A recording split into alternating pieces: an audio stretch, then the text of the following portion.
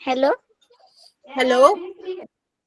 Ma'am, मी तुम्हाला जो number दिलता ना, बेटा शायद नियति मैम आपको सुनाई नहीं दे रहा है. नियति हाँ मैम हाँ को. मैं सुन रही हूँ. ओके बोल बेटा काय झालं. मॅम मी तुम्हाला उन्हाळ्याच्या सुट्टीत जो नंबर दिलता ना, हा मी दुसऱ्या गावाला जाण्यासाठी तो नंबर आता तुम्ही डिलीट करा मॅम. अरे बेटा मला आता शोधावं लागेल, मला नाही कळणार असं. मॅम तुम्हाला काय तो असतं? नंबरचा फोटो टाकू का? तू त्या नंबरनीच डायरेक्ट ग्रुपच लेफ्ट कर ना मग. तो असं नंबर कर. ग्रुपवर आहे मॅम. ठीक आहे असू दे, सध्या काही हरकत नाहीये. ठीक आहे असू देत. Okay ma'am. ठीक आहे. Hello ma'am. Okay. Shall we start now? Hello ma'am. Shall we yes ma'am. start today's session? All right. Ma'am okay आपका मॅम. माइक चालू है. मॅम आपण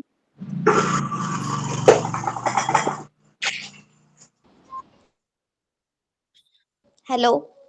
हेलो मैम.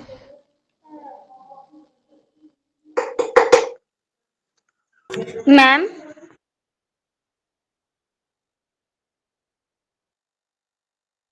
मैम मैं आज बस हेलो एक अदिति. क्लास आगे की आधी क्लास ज्वाइन कर सकती हूँ क्योंकि मैम. चार्जिंग कम है, मोबाइल में लाइट चली गई थी, कब से आ ही नहीं रही. Hello ma'am. मैम हमारे यहाँ पर भी अभी अभी लाइट आई है. मैम कब से लाइट चली गई थी इसलिए मोबाइल चार्जिंग पे नहीं लगा सके हम, तो मैं ये वाली हमारे यहाँ क्लास भी कब की लाइट आगे चली की गई. आधी class join. Ma'am. Ma'am. Hello Aditi. Hello Aditi. Hello. Okay. Hello हाँ everyone. Fine. अभी हम लोग आज का क्लास पहले स्टार्ट कर देते मैम बेटा. आप सबको म्यूट कर दो, आपस में बातें कर रहे हैं. हाँ मैम आपस में बातें कर रहे वो. अच्छा ठीक है और मैम देखते हैं चैट अभी बॉक्स क्या. भी बंद करो. ओके. All right. तो आज आपका जो एग्जाम है, मुझे पहले ये बताइए कि आपका एग्जाम में जो पोर्शन है वो 1.4 तक है क्या? हाँ ma'am. 1.4. Yes ma'am. Yes ma'am. और आगे मैम 1.4 तक है. Yes ma'am. मैम जिन बच्चों ने खुद के नाम से ज्वाइन किया है वो बच्चे भी अपनी प्रेजेंट ही लगा रहे हैं.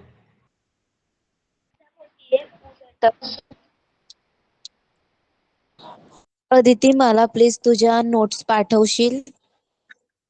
ओके भाविका बेटा, आप नोट्स के बारे में बाद में बात कीजिए. Yes ma'am.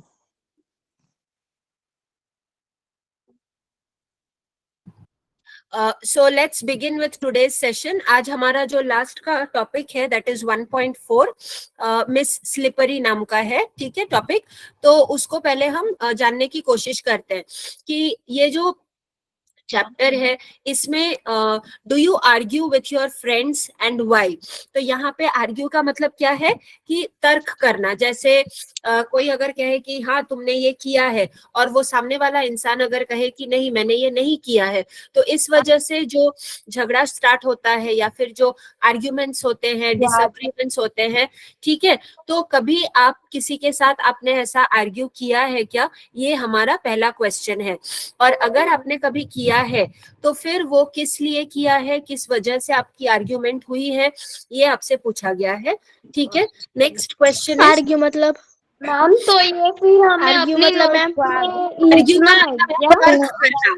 आर्ग्यू का मतलब मैम है आर्ग्यू तर्क मतलब करना. मैम मुझे पता है. आर्ग्यू मीन्स हाँ बोलिए. मैम. हाँ मैम बोलिए. Argue means भांडन.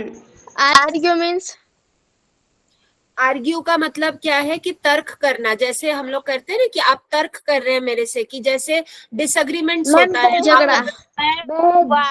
आप अगर किसी से मैम आप जो अगर हम लोग बहस करते हैं झगड़ा. आपस में उससे मराठी में भांडन कहते हैं.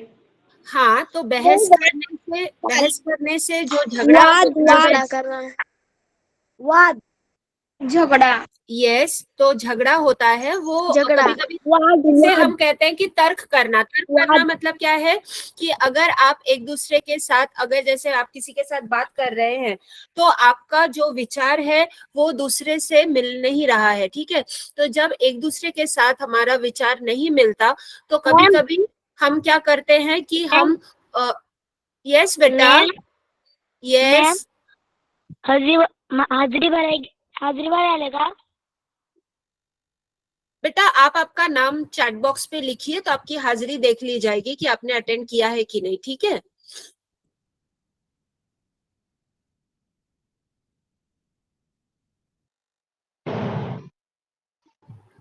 ओके, सो यहाँ पर हमने जो पॉइंट्स देखा है, जो मुझे पूछ रहे हैं कि आर्ग्यू का मतलब क्या है। आर्ग्यू का मतलब क्या है कि जब आप किसी से बातचीत करते करते अगर आपके विचार नहीं मिलते, ठीक है, तो वो कहीं ना कहीं एक झगड़ा शुरू कर देता है, जो आप मराठी में जो कह रहे हैं कि भांडन करना, तो वो एक्चुअली सही बात है।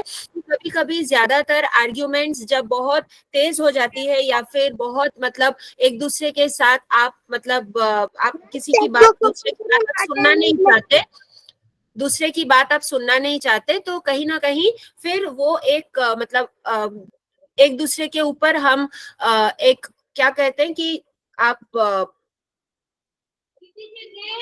ब्लेम डालते हैं कि मेरी बात आप नहीं सुन रहे हैं, आप आपकी बात कर रहे हैं। तो इस तरह से जो झगड़ा होता है उसे आर्ग्यूमेंट कहते हैं। तो कहीं ना कहीं जिन्होंने मुझे ये भांडन वर्ड कहा है अभी क्लास के वक्त, ये कहीं ना कहीं सही है, क्योंकि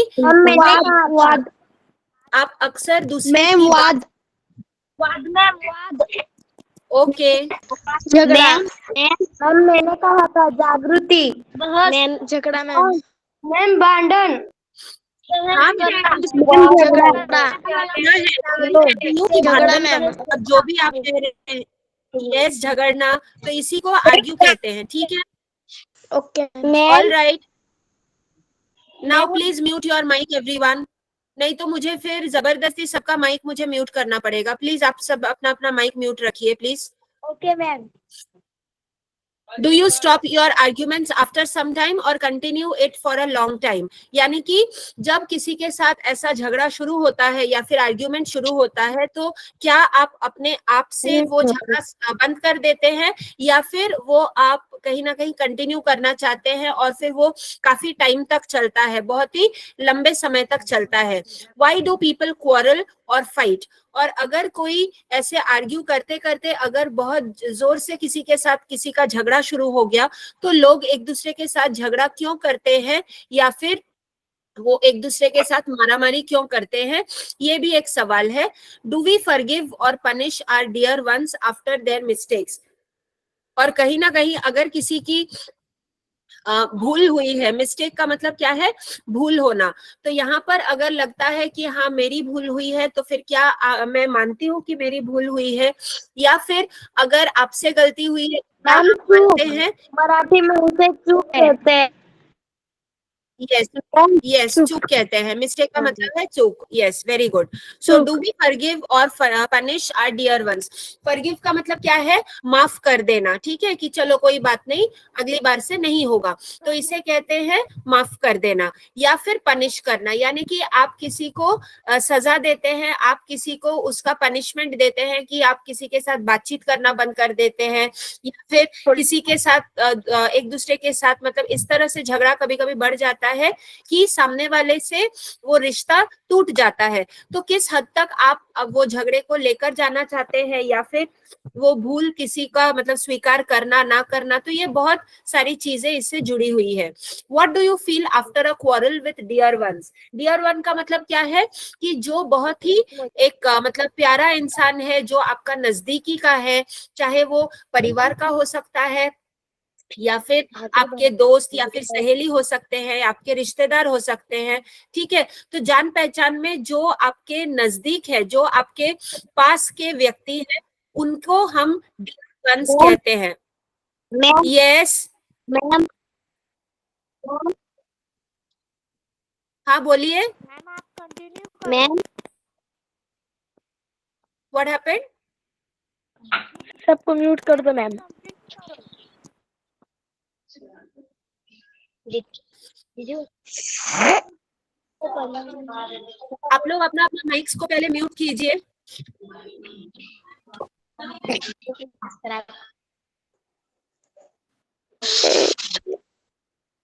करो सब लोग। सरस्वती नाम तो कौन है? हम कोई ना हट के करता है, मतलब हम लोगों को डिस्टर्ब हो सके वो। मैम माइक म्यूट करो और हमें भी नहीं सुनने देता है। You are ma'am. माइक बंद करो प्लीज।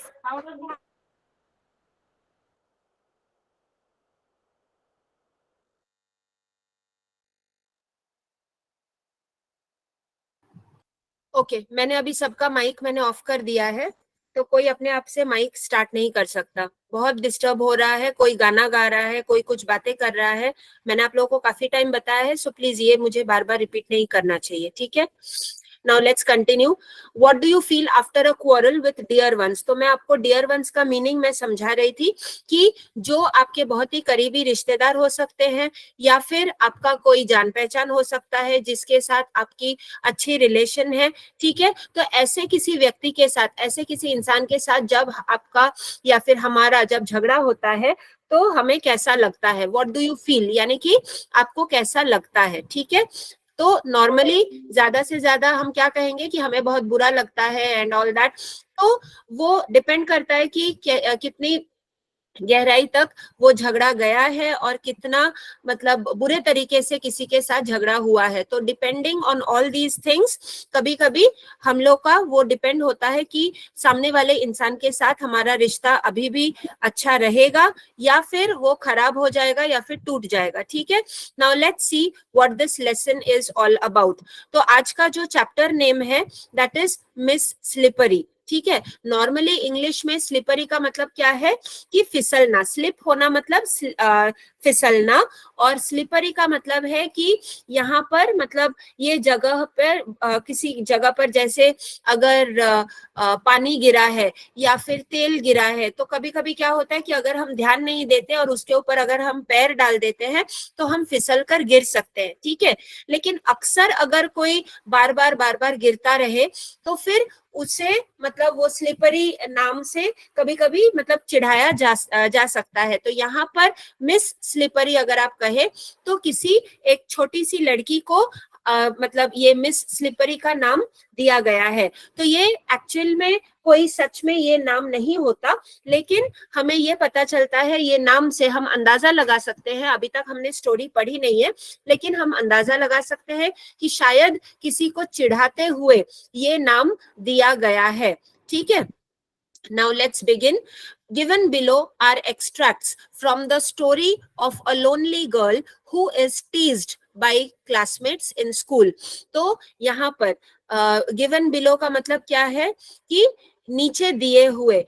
एक्सट्रैक्ट का मतलब क्या है कि पूरा का पूरा स्टोरी या फिर पूरा का पूरा नॉवेल या उपन्यास का पार्ट यहाँ पर नहीं है, वहां पे सिर्फ थोड़ा सा मतलब एक पर्टिकुलर पार्ट या फिर भाग को लिया गया है, और उस भाग में जितना भी मतलब आप ये उस लड़की के बारे में आप जान सकते हैं तो उतना आपको समझ में आ जाएगा, ठीक है। तो ये हम एक बड़े से स्टोरी से या फिर एक बड़े से उपन्यास से हम छोटा सा एक भाग लेकर उसके बारे में सिर्फ पढ़ाई कर रहे हैं। हमें पूरा का पूरा स्टोरी एक्चुअली और भी बड़ा है, लेकिन हम यहाँ पर सिर्फ एक पर्टिकुलर पोर्शन को लेकर, एक पर्टिकुलर भाग को लेकर ही हम बात करेंगे। तो एक्सट्रैक्ट का मतलब है कि वो छोटा सा भाग, ठीक है। तो ये वाला जो भाग है, ये वाला जो एक्सट्रैक्ट है, ये किसके ऊपर है?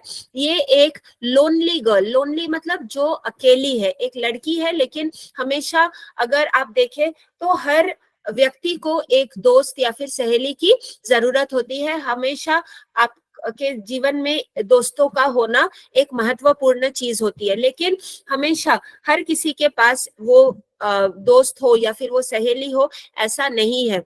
हो सकता है कि कभी किसी के जीवन में कोई दोस्त बना ही नहीं हो, तो कहीं ना कहीं वो इंसान पूरी की पूरी जिंदगी वो अकेला रह जाता है, ठीक है। तो लोनली मतलब यहाँ पर एक अकेली लड़की के बारे में हमें ये स्टोरी बताई गई है, जिसमें इस लड़की को ये समझा गया है, हम ये समझ में आता है हमें कि हु इज टीज्ड, टीज्ड का मतलब क्या है, चिढ़ाना, किसी को परेशान करना, चिढ़ाना, बाय क्लासमेट्स। तो उसके जो दूसरे मतलब जो बच्चे थे वो क्लास में, वो बच्ची भी स्कूल जाती थी और उसके उस क्लास में जो बाकी बच्चे थे वो उन्हें बहुत ही ज्यादा मतलब चिढ़ाते थे उस लड़की को, because she is upset and unnerved due to certain problems at home, she is unable to do any task well.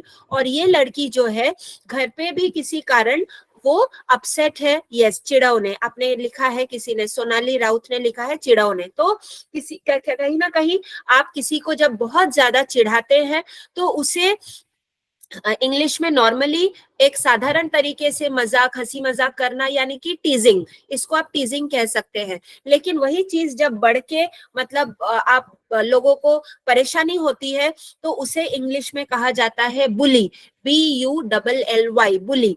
और वही चीज जब बहुत ज्यादा मतलब आगे बढ़ जाता है, कभी कभी मतलब इंसान को यहाँ तक कि मतलब अपना जीवन एकदम लगता है कि नहीं, मुझे इस जीवन में जीना ही नहीं है, मुझे इससे बेहतर है कि मैं मर जाऊं, तो इस चीज को कहा जाता है रैगिंग। तो ये कहीं ना कहीं वो एक मतलब स्टेप बाय स्टेप किस एक व्यक्ति दूसरे व्यक्ति को किस हद तक परेशान कर सकता है, ये चीजें जो है बहुत ही मतलब दुखदाई है। और किसी को परेशान करना मतलब उससे अगर किसी को परेशान करके अगर किसी को खुशी मिलती है तो ये बहुत ही दुख भरी बात है, ये कभी किसी को करना नहीं चाहिए। तो कहीं ना कहीं ये जो अकेली लड़की है हमारे स्टोरी में, वो हमें बताया गया है इंट्रोडक्शन में कि बहुत ही अपसेट है, यानी कि वो परेशान रहती है, उसे कोई भी चीज अच्छा नहीं लगता। और जब भी थोड़ा सा भी कुछ जब परेशान होते हैं हम लोग, तो कहीं ना कहीं हमें वो काम, अपना रेगुलर काम जो हम करते हैं, रोजाना का जो काम करते हैं, वो कहीं ना कहीं हमें लगता है कि नहीं, ये प्रॉब्लम क्रिएट कर रहा है, या फिर हम रुक रुक के काम करते हैं, या फिर हमारा काम करने का जो एक फ्लो होता है वो पूरे तरीके से टूट जाता है। ठीक है, एक मिनट, अब क्या हुआ?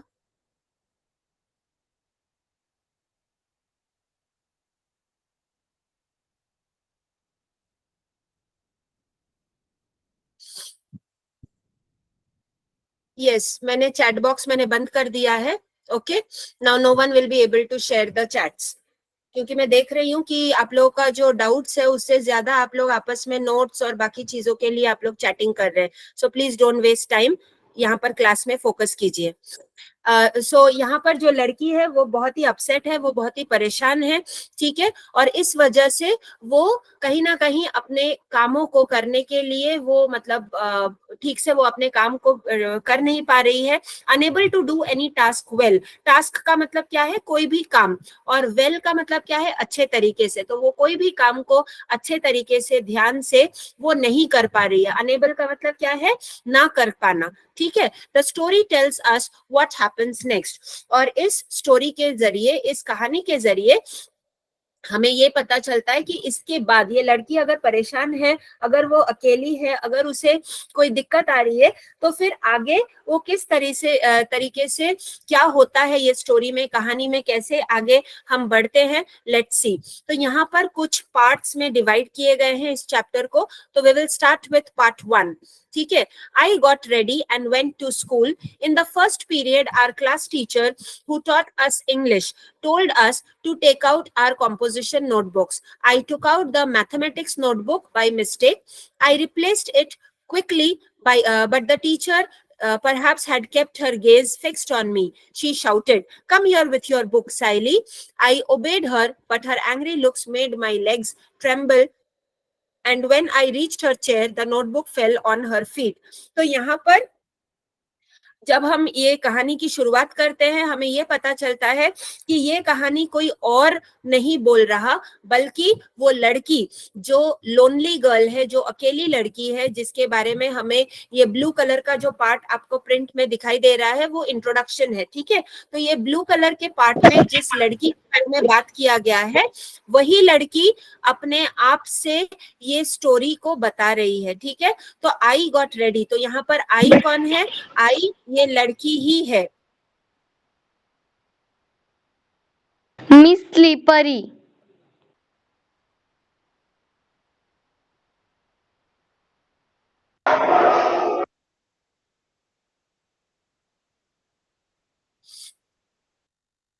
ओके तो यहाँ पर जो लड़की है वो she is herself the speaker, वो अपने आप से ही वो हमें जो है कहानी के बारे में बता रही है, वो अपने लाइफ के बारे में बता रही है, ठीक है। तो हमें ये पता चलता है कि वो एक दिन मतलब क्या हुआ उसके साथ स्कूल में, तो उस दिन के घटना के बारे में हमें वो बता रही है। आई गॉट रेडी मतलब वो लड़की जो है वो रेडी होकर वो स्कूल गई। इन the first period, first lecture में जब उनके क्लास टीचर ने नॉर्मली उनके क्लास टीचर मतलब यहाँ पर बताया गया है कि हर एक जन का जो क्लास टीचर है वो जो भी सब्जेक्ट में एक्सपर्ट होते हैं नॉर्मली वो अपना सब्जेक्ट पढ़ाते हैं। तो यहाँ पर ये लड़की जो है उसकी क्लास टीचर इंग्लिश पढ़ाती थी, तो उन्होंने उनसे ये कहा, told us to take out our composition notebooks. Composition का मतलब क्या है? निबंध, जिसे हम निबंध कहते हैं। हम जो निबंध लेखन लिखते हैं तो उसे इंग्लिश में कॉम्पोजिशन कहा जाता है, ठीक है। तो जब हम किसी नोटबुक में कॉम्पोजिशन लिखते हैं, निबंध लिखते हैं, तो वो वाला नोटबुक उन्होंने निकालने के लिए कहा। I took out the mathematics notebook by mistake, लेकिन निबंध बुक के जगह पर उस लड़की ने अपने गणित के नोटबुक को निकाला, मैथ्स के नोटबुक को निकाला भूल करके, by mistake. I replaced it quickly, मतलब वो जल्दी से उसने चेंज करके वो मतलब उसे गलती समझ में आ गई थी कि मैंने गणित की किताब निकाल ली है, तो उसने उसे अंदर रख के फिर से उसने इंग्लिश की किताब निकाली। तो रिप्लेस करना मतलब क्या है कि आपने बदल डाला। तो उसने मैथ्स की जगह पर फिर से उसने इंग्लिश का बुक निकाला क्विकली, बहुत ही जल्दी से। But the teacher perhaps had kept her gauge fixed on me. Gauge का मतलब क्या है कि एक टक देखते रहना, मतलब जब किसी के ऊपर आप सख्त नजर रखते हैं कि अगर जैसे क्लास में कोई परेशान कर रहा है या फिर अगर बार बार वो बात करके अगर डिस्टर्ब करता है, तो टीचर के नजर उस बच्चे पर होता है या फिर उस ग्रुप के ऊपर होता है जो एकजुट होकर टीचर्स को परेशान करते हैं, ठीक है। तो यहाँ पर भी यही बताया गया है कि उसके टीचर ने उसके ऊपर सख्त नजर रखी थी और वो एक टक उसके ऊपर वो देख रहे थे, ठीक है। फिक्स्ड ऑन मी, फिक्स्ड मतलब एकदम जैसे वो नजर हटा ही नहीं रहे हैं, टीचर्स ने सिर्फ उस लड़की के तरफ ही देखना चाहा। देन शी नोटिस्ड कि उसने कुछ गलती की, तो फिर उस टीचर को बहुत ज्यादा गुस्सा आया, तो उन्होंने एकदम से चिल्लाकर कहा कि come here with your book Saili. तो हमें यह पता चलता है कि हमारी जो नरेटर है, जो ये स्टोरी बता रहे हैं, अपने खुद की स्टोरी बता रहे हैं, वो लड़की का नाम क्या है? साइली। आई ओबेड हर, यानी कि मैंने टीचर का बात सुनकर मैं उनके पास गई, यानी कि जब आप बड़ों का आदेश मानते हैं, ठीक है, तो इंग्लिश में कहा जाता है कि आप ओबीडियंट है, आप ओबे कर रहे हैं, यानी कि आप बड़ों का बात मान रहे हैं, ठीक है।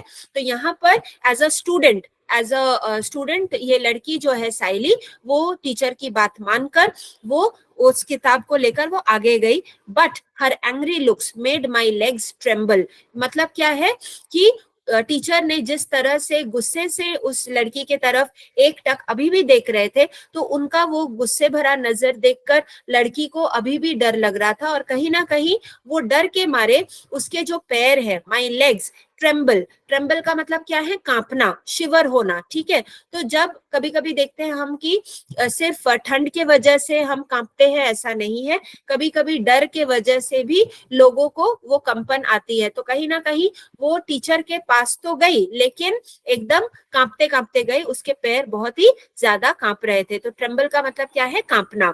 And when I reached her chair, और जब तक वो टीचर के चेयर के पास पहुंची, the notebook fell on her feet, यानी कि टीचर के पैर के ऊपर ही ये साइली का किताब गिर चुका था, ठीक है। सम गर्ल्स लाफ्ड लाउडली, और ये देखकर कि ये लड़की कैसे डर रही है, टीचर उसे कैसे डांट रही है और किस तरह से वो गुस्से से उसके तरफ देख रही है, तो ये पूरा नजारा जो है कभी कभी किसी को देखकर बहुत ये लगता है कि मतलब जैसे कि मजाक करने वाला चीज है, ठीक है।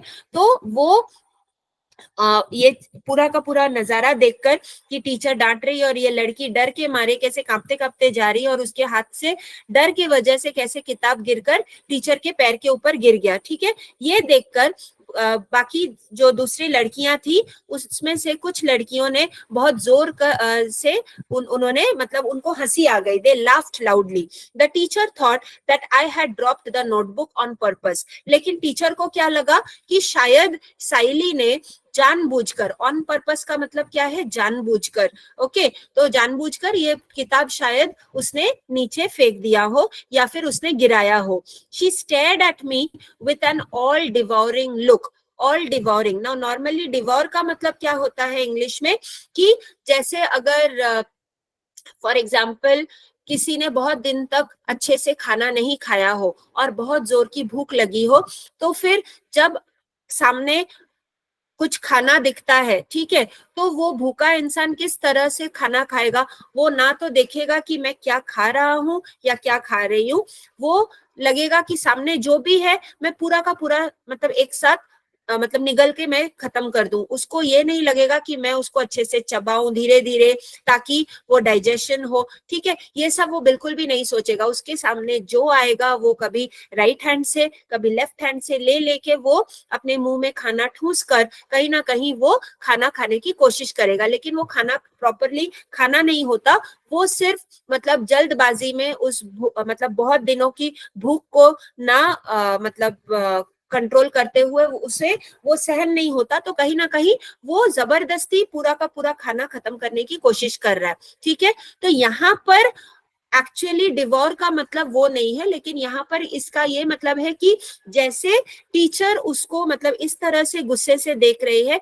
कि जैसे वो मतलब गुस्से से उसे पूरा का पूरा निगल जाएंगे, मतलब इस तरीके का लगता है कि मतलब वो जैसे उनको मार डालेंगे या फिर उनको मतलब पूरा का पूरा निगल जाएंगे, मतलब इस तरह से बहुत ही डरावना एक जो चेहरा है टीचर का गुस्से भरा, ये समझाया गया है। She stared at me with an all devouring look, a frightening look. अब यहाँ पर जो मीनिंग दिया गया है आपके टेक्स्ट बुक में वो है फ्राइटनिंग लुक की जैसे ही टीचर को अगर कोई इस हालत में देखे तो उसको जरूर टीचर को देखकर बहुत ही ज्यादा डर लगेगा। Go and stand near your seat. और इस वजह से टीचर को इतना गुस्सा आया कि टीचर ने सोचा नहीं कि वो क्या कह रहे हैं, बल्कि उन्होंने गुस्से से उसे पीछे भेजकर कह दिया कि आप आपके सीट पे जाकर वहां पर जाकर आप खड़े हो जाइए। शी येल्ड, येल्ड का मतलब क्या है, बहुत ही जोर से चिल्लाना।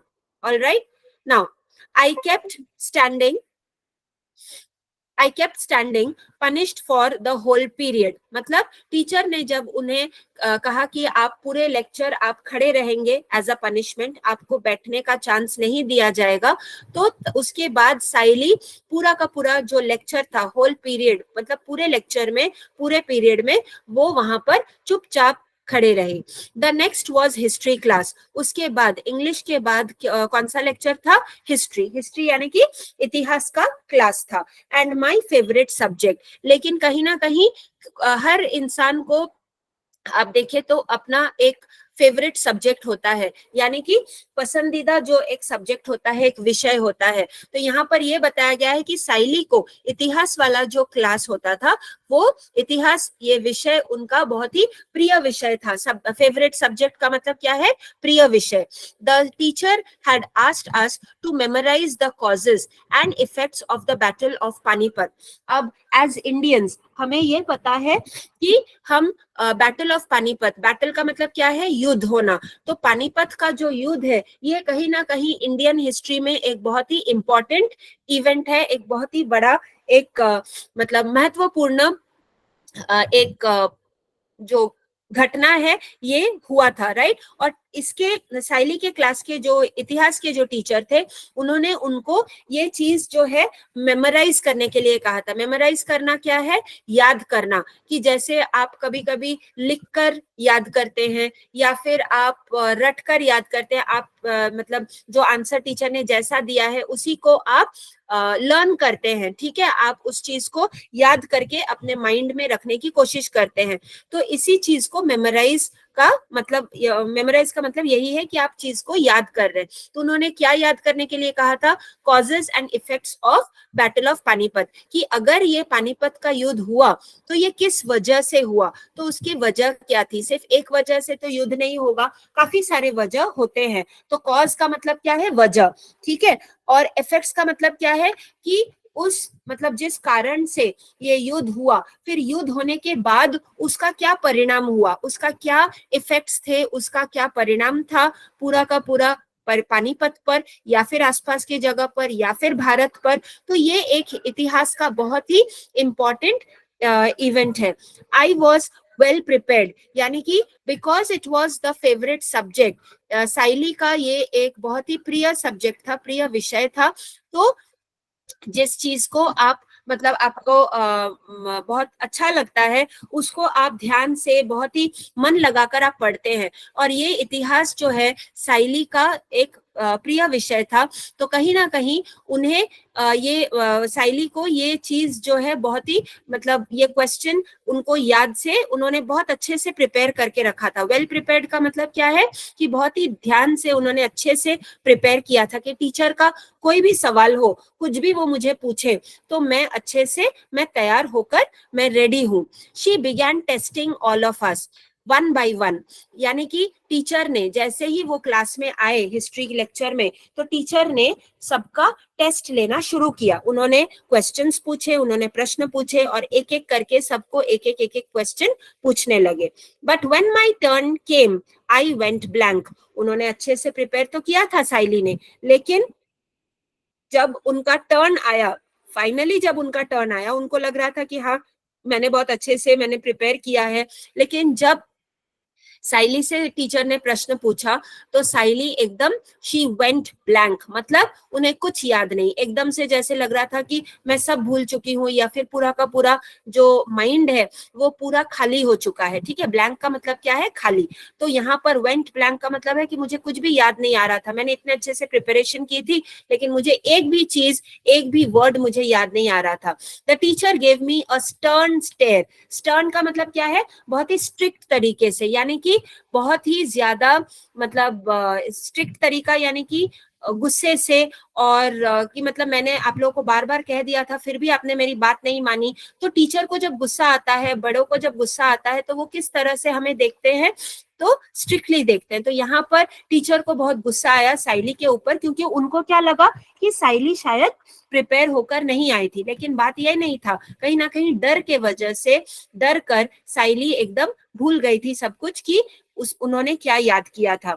While I stood there stiff, यानी कि जब कोई डर जाता है तो आइदर वो कांपने लगते हैं या फिर एकदम स्टिफ हो जाते हैं, यानी कि पत्थर के जैसे वो खड़े हो जाते हैं और उनको कुछ समझ नहीं आता कि उनको मूव करना है, उनको इधर जाना है या फिर उधर जाना है। वो एकदम स्टिफ होकर खड़ी रही, still with my head hanging down in Shem. और उनको इतना बुरा लगा, साइली को इतना बुरा लगा कि मैंने इतना प्रिपेयर किया, मैंने इतने एफर्ट्स डाले, मैंने इतना मेहनत करके, मैंने याद करके, और मेरा ये प्रिय सब्जेक्ट है, फेवरेट सब्जेक्ट है, फिर भी मैं एक आंसर नहीं दे पाई। तो इस वजह से साइली को बहुत ही ज्यादा शर्म आई। ठीक है, शेम का मतलब क्या है? शर्माना। तो एकदम से वो, और स्पेशली जब पूरे क्लास के सामने उनको एक भी आंसर नहीं आया, एक भी शब्द वो बोल नहीं पाए, तो कहीं ना कहीं उनको ये मतलब शर्म आया कि मुझसे ये हो नहीं पाया, और इस वजह से शर्मा कर वो सिर्फ सर नीचे झुकाकर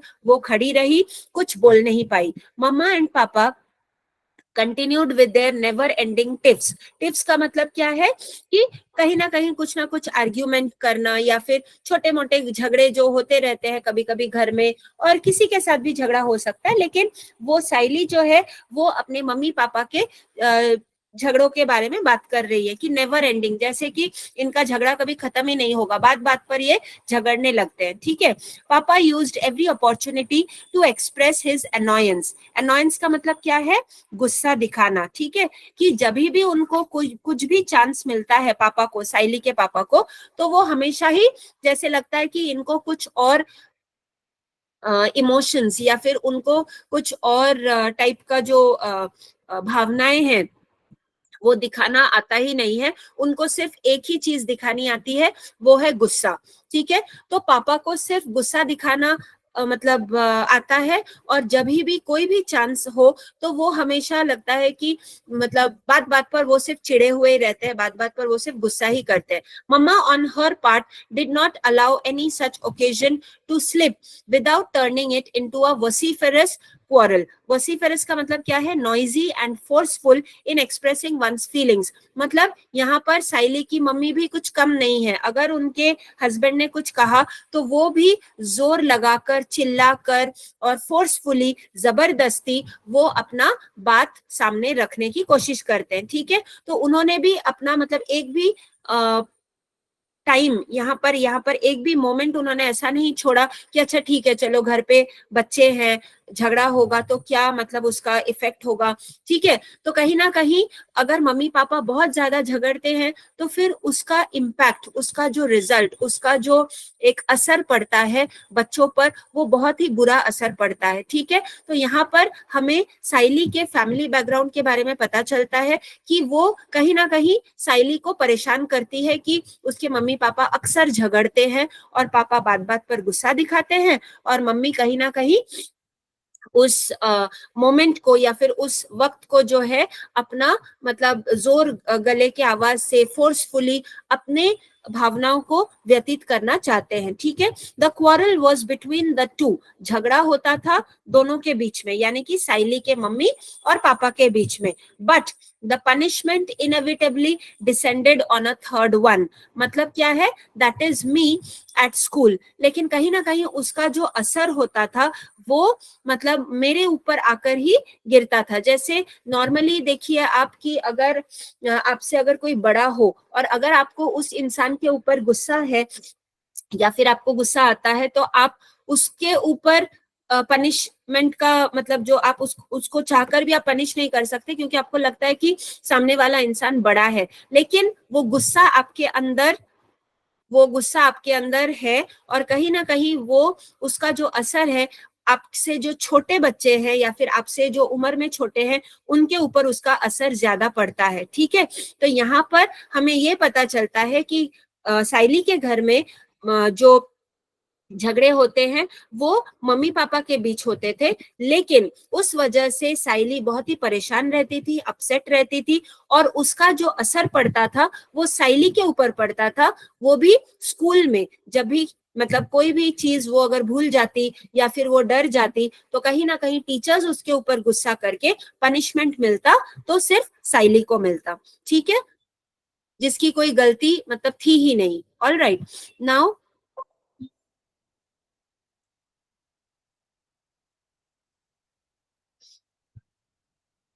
The quarrel was between the two, but the punishment inevitably descended on a third one. मतलब किसी तीसरे के ऊपर, और वो तीसरा कौन है? That is me at school. Wherever and whenever I heard raised voices, I felt as if mama and papa were quarrelling. तो इसका इतना बुरा असर पड़ा था साइली के ऊपर उसके मम्मी पापा के झगड़े का कि अगर बाहर का कोई इंसान भी जोर से बात करता, ठीक है, तो उसे लगता था कि जैसे उसके मम्मी पापा ही झगड़ रहे हैं। तो कहीं ना कहीं ये एक मेंटल प्रेशर, यहाँ पर एक मेंटल प्रेशर, एक स्ट्रेस जो है साइली के ऊपर गिरता था, तो उसे कहीं ना कहीं किसी की भी जोर आवाज सुनकर उसे लगता था कि उसके मम्मी पापा झगड़ रहे हैं। Sometimes even in the midst of silence. Midst का मतलब क्या है? बीचों बीच, मिडल ऑफ। साइलेंस यानी कि सब कुछ चुपचाप एकदम, कहीं पर कोई भी आवाज नहीं है, शांत।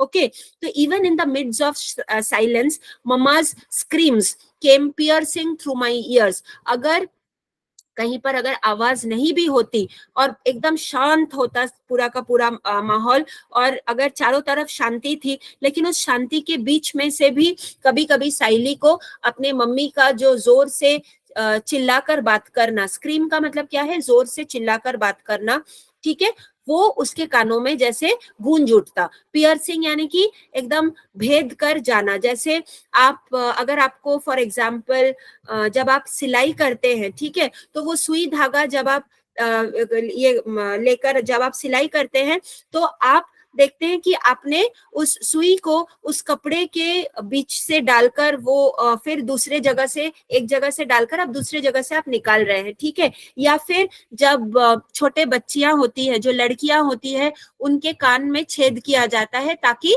वो इयररिंग्स, कान में जो ईयर टॉप्स होते हैं वो पहन सके।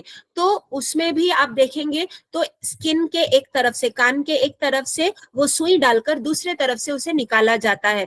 तो इस वजह से उसे ये जो प्रोसेस होता है इसे कहते हैं पियर्सिंग, यानी कि एक जगह से जाकर दूसरे तरफ से निकलना। तो कहीं ना कहीं ये आवाज ऐसी थी कि मतलब डर के मारे हो, और कहीं ना कहीं मतलब उसका इतना एक बुरा प्रभाव पड़ा था साइली के ऊपर कि मतलब अगर शांति भी रहती तो भी उसे लगता था कि जैसे उसकी मम्मी की चिल्लाने की आवाज उसके कानों में गूंज रही है।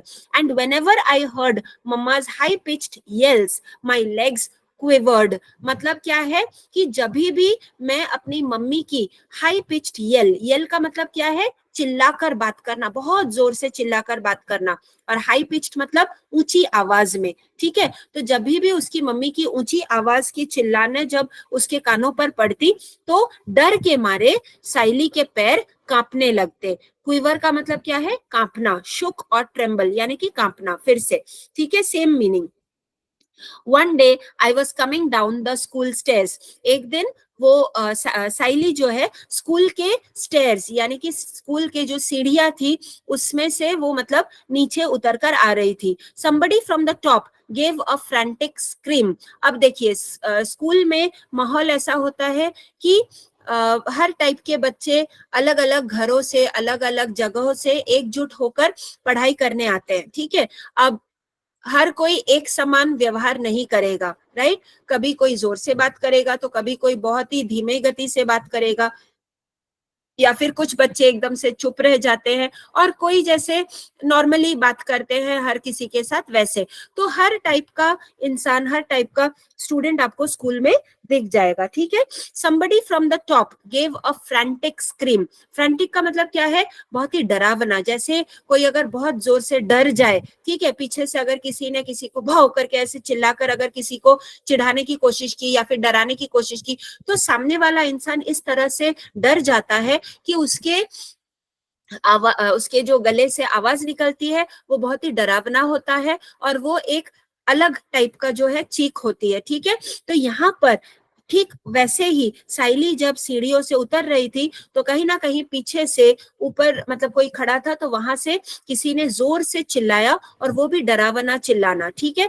I fell and came tumbling down about 7 steps. और वो चिल्लाने की आवाज सुनकर साइली इतना डर गई कि उसने अपना बैलेंस खो दिया, और कहीं ना कहीं वो सीढ़ियों से ऐसे लुढ़कते हुए और मतलब जो है ऐसे सीढ़ियों से गिरते गिरते वो 7-8 स्टेप्स जो है, 7-8 सीढ़ियों से नीचे गिरकर एकदम नीचे जाकर धड़ाम करके गिरी। My elbows and knees were badly bruised. Bruised का मतलब क्या है कि जैसे खरोच आना, ठीक है।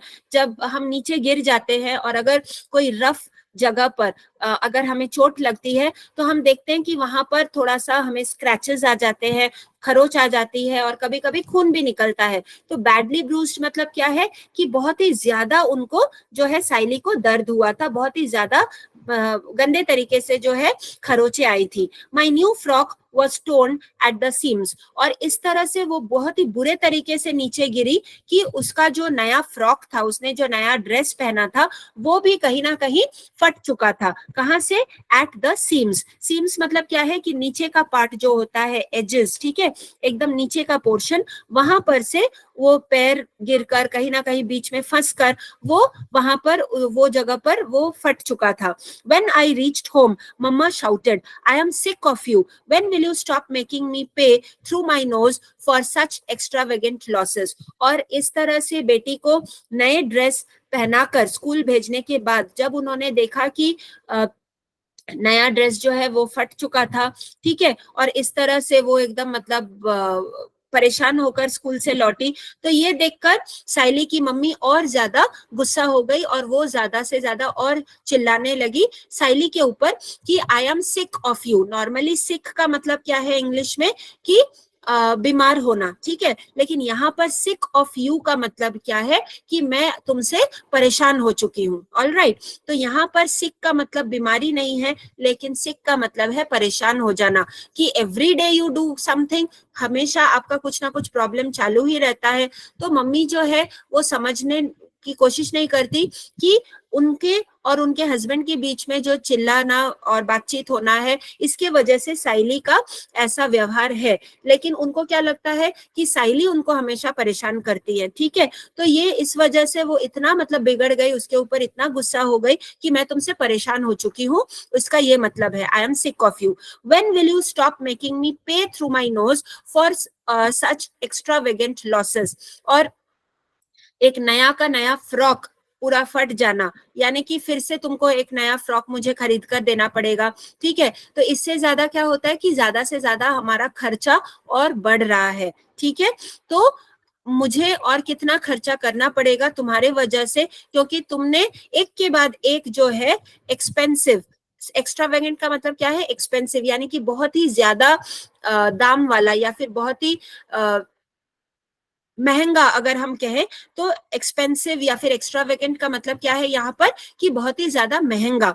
तो मुझे तुम्हारे ऊपर जो खर्चा हो रहे हैं मुझे वो महंगा पड़ रहा है, क्योंकि हर दिन या फिर हर 2 दिन में तुम कुछ ना कुछ खोकर आ रहे हो, या फिर तुम कुछ तोड़कर आ रहे हो, या फिर तुम कुछ ऐसे मतलब फटेहा ला रहे हो कि मुझे फिर से तुम्हारे लिए नया चीज खरीद कर देना पड़ रहा है। यानी कि तुम्हारे वजह से मेरे जो खर्चे हैं वो ज्यादा बढ़ गए हैं। तो इस वजह से ये चीज बोलकर साइली की मम्मी को साइली के ऊपर बहुत ही ज्यादा गुस्सा आया और वो उसके ऊपर फिर से चिल्लाने लगी। Mother seized me by the arm, यहाँ पर सीज्ड SEIZED, सीज्ड का मतलब क्या है, जोर से पकड़ना।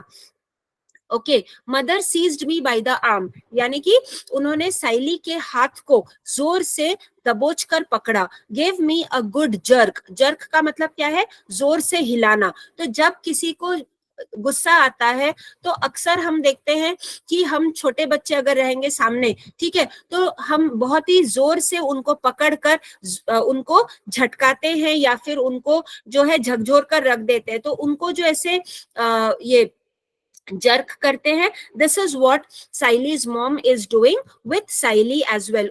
उन्होंने उसे जोर से पकड़कर एकदम से मतलब झटका मारकर उसे ऐसे डराकर चिल्लाकर बात करने की कोशिश कर रही है।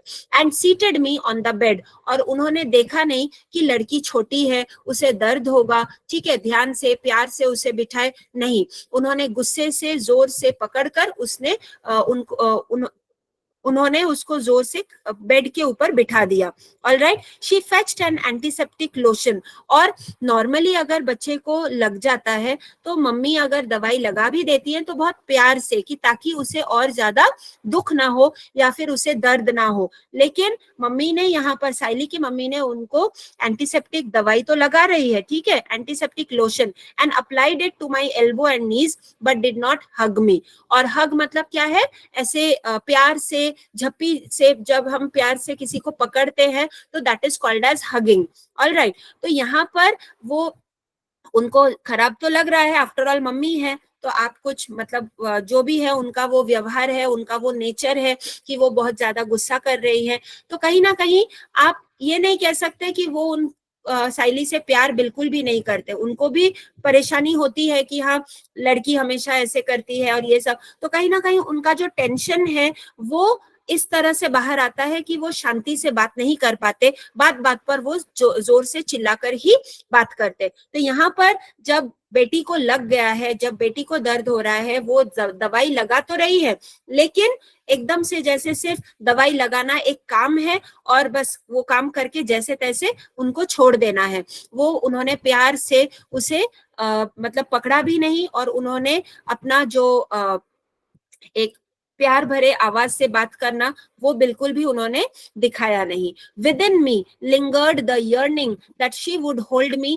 And console me. लेकिन बेटी छोटी है, साइली छोटी है, तो कहीं ना कहीं उसे ये लग रहा था कि मुझे दर्द हुआ है, मुझे यहाँ पर चोट आई है, तो मम्मी मुझे प्यार से पकड़कर मुझसे बातें करेंगी, मुझसे प्यार से बात करेंगी और मुझे साइड में बिठाकर अच्छे से मुझे मतलब इस तरह से कहेंगे कि अच्छा ठीक है, कोई बात नहीं है, अगली बार आप ध्यान से चलना, या फिर आपको दर्द नहीं होना चाहिए और ज्यादा दुख रहा है क्या। तो इस तरह से जो प्यार से जो पेरेंट्स बात करते हैं या फिर बड़े बात करते हैं, स्पेशली ये हम एक मम्मी से, एक माँ से हम ये चीज एक्सपेक्ट करते हैं। लेकिन दुख भरी बात यह है कि साइली को ये अपनी ये जो चीजें हैं ये उसकी मम्मी से वो बिल्कुल भी उसे नहीं मिलता।